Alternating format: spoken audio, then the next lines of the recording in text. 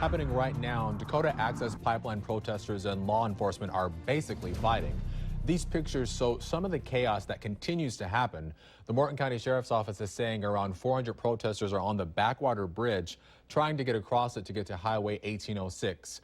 This is some video from the protest site online. People are saying water is being sprayed on the protesters along with some type of gas and rubber bullets. Cops are saying they were using the fire trucks to put out fires started by protesters, and they admit they are using weapons against them to try and disperse the nearly 400 people. This situation is developing and ever-changing, and we can assure you we're sorting through everything, bringing you the facts. And the biggest fact at the moment is that these protesters, no matter how noble they feel their cause is, are breaking the law, and law enforcement is doing what they deem necessary to handle the situation. We've been practicing our songs. Yep, getting ready for the concert. We're all dancers, so we were ready to bust a move, but it's not going to happen now. Quite disappointing. A group of ladies from Fergus Falls called our whistleblower hotline, upset that tickets they bought for a concert happening at Scheels Arena here soon ended up not being the tickets they wanted. The ladies say they spent hundreds of dollars for tickets to the I Love the 90s tour, which will be in town on Friday. Valley News Team's Natalie Parsons explains why a glitch in the system is causing them to miss out on some old school fun. Every now and then, a show comes to town that you just can't resist. And the I Love the 90s tour was exactly that for this group. We bought 8 tickets the day they went on sale so we could try to get front row seats. We ended up getting third row seats, which we were all still really stoked about. Clegan was the one to purchase the tickets back in August. She put nearly $600 on her credit card and says she handpicked their seats. But just last week, the group found out through social media there was a glitch in the system, and the floor tickets they bought aren't seats at all, but standing room only. What really was upsetting to us is someone that just bought their ticket today, if they got there before us, they could be ahead of us. The Scheels Arena box office told the group the ticketing agent had uploaded the wrong seating chart, and once the very first ticket was sold, they weren't able to change the format. It's not a way to do business, I mean, with anyone, I don't think. And then to turn around and then offer the tickets, you know, less than half than what we had already paid for them. For those impacted by the glitch, Scheels Arena did offer 2 options: to repurchase tickets in a different location with a seat or a full refund. Scheels Arena says, quote, this was an issue for only about 10 of the 800 fans, and goes on to say it was clearly noted on the ticket website the seats were general admission, even if the interface caused confusion for a small number of the ticket purchasers, and that these issues are not uncommon at any venue. Why pay good money for good seats and then be told, oh, well, I'm sorry, you don't get those. But you can sit in the back. And now this group won't be busting any type of move.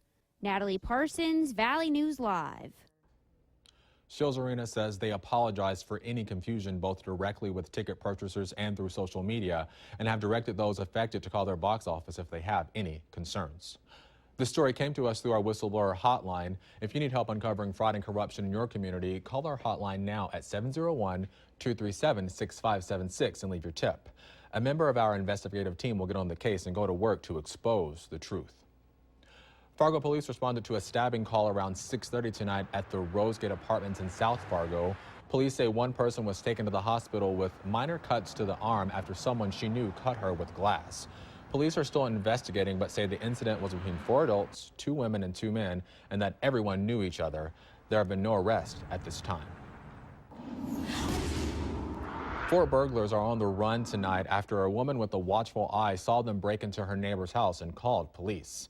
It happened around 4 o'clock today in South Moorhead. People living in this neighborhood off of 34th Street South say they have to look out for each other because there's been a lot of bad things happening in and around their community. About, a week ago on 34th, they got broken into. They were carrying a duffel bag. They took off with a bunch of stolen items.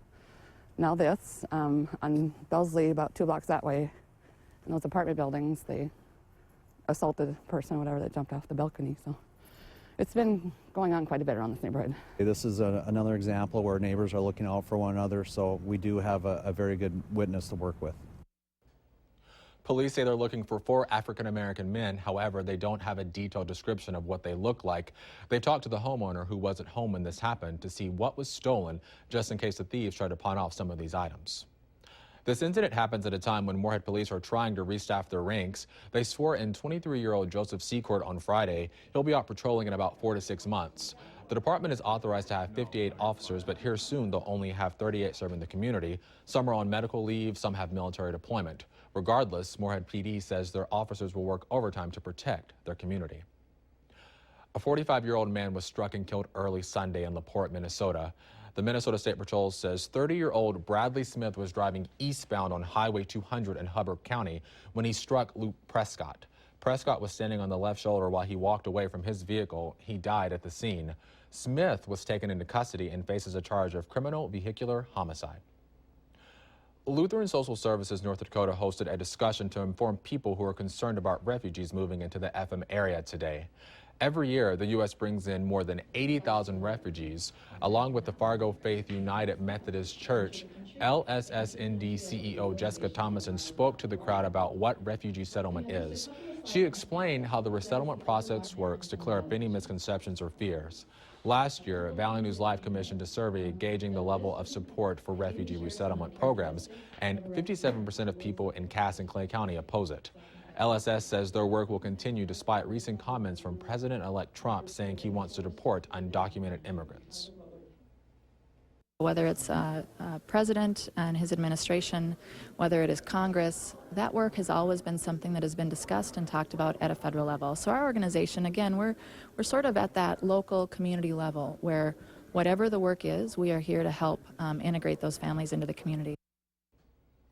Thomason says people feel scared when refugees come into their community because of new changes they bring, but she says refugees are highly screened before coming into the U.S. Many people are coming across ads to buy legal fake IDs online, thinking they'll get away with it. Local bars and restaurants are trained to check IDs, knowing what's real versus a fake ID and being able to spot an imposter.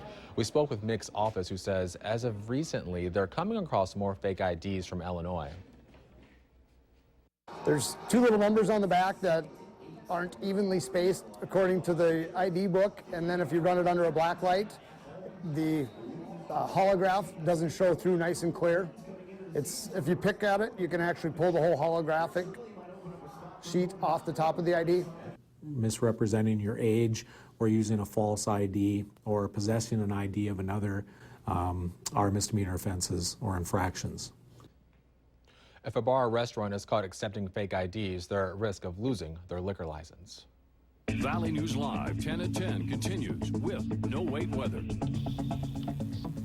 So Justin, what do we have for weather? Snow in the forecast next week? Yeah, a little bit of snow, maybe a mix of some rain and snow, but it'll be a mainly dry weather pattern. We just have a system making its way through, and then we're looking pretty good for Thanksgiving travel afterwards. Well, the details coming up, but first here's a look at our tower cam time lapse. And we saw partly cloudy skies as we made our way through the day today here in Fargo. And with that northerly flow, temperatures didn't get very far. A high temperature in the Fargo area of only 32 degrees today.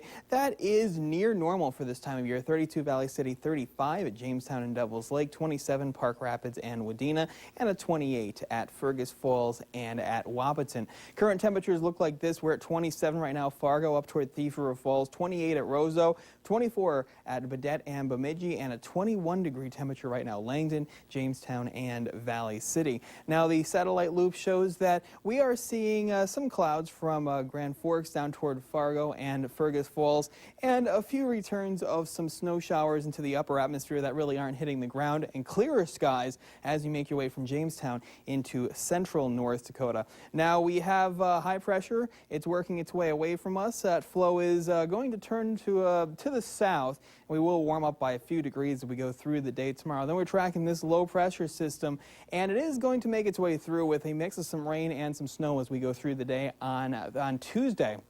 So as we track it through time during the overnight period, temperatures getting into the upper teens and lower 20s, as we'll see variably cloudy skies, and then clouding up as that system approaches as we go through the day on Monday, with temperatures getting into the low to mid 30s, so a little warmer tomorrow compared to the day today. Timing everything out for you, 19 at 7 a.m. in Fargo, partly cloudy skies. It will be a cool morning, and as we go throughout the day, look for a temperature of 29 by around noon. Partly cloudy skies turn mostly cloudy by around 5 p.m. with a temperature of 35 degrees, and it will turn slightly breezy as we go through later on to the afternoon.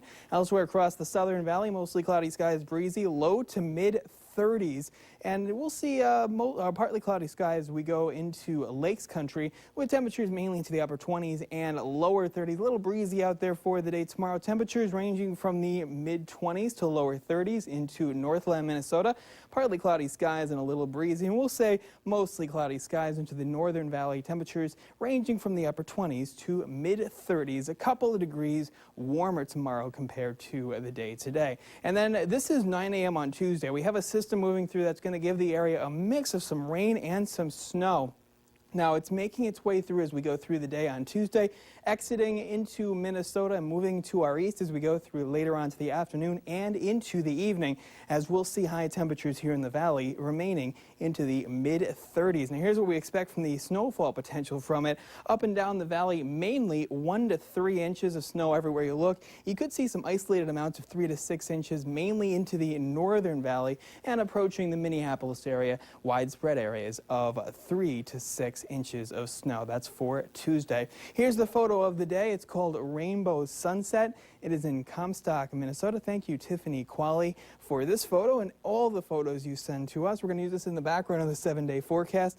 Recapping, Monday, 35 with partly cloudy skies turning breezy with some rain and snow likely on Tuesday as the high stays at 35 and 35 again on Wednesday. Mostly cloudy skies through Thursday up to 37, partly cloudy Friday, 37. And next weekend, we have a chance of some rain and some snow showers, just a slight chance as temperatures stay into the mid to upper 30s. So have we received pretty average snowfall, or should we have received more? Yeah, we should have received more because we've been so warm. We really couldn't get a lot of snow, and we've been in a very dry weather pattern. Hey, I'll take it. No one likes snow, right? Yeah, I guess not. Thank you so much, Justin. Later on Valley News Live at 10, a heartbreaking story out of San Antonio that our area is all too familiar with.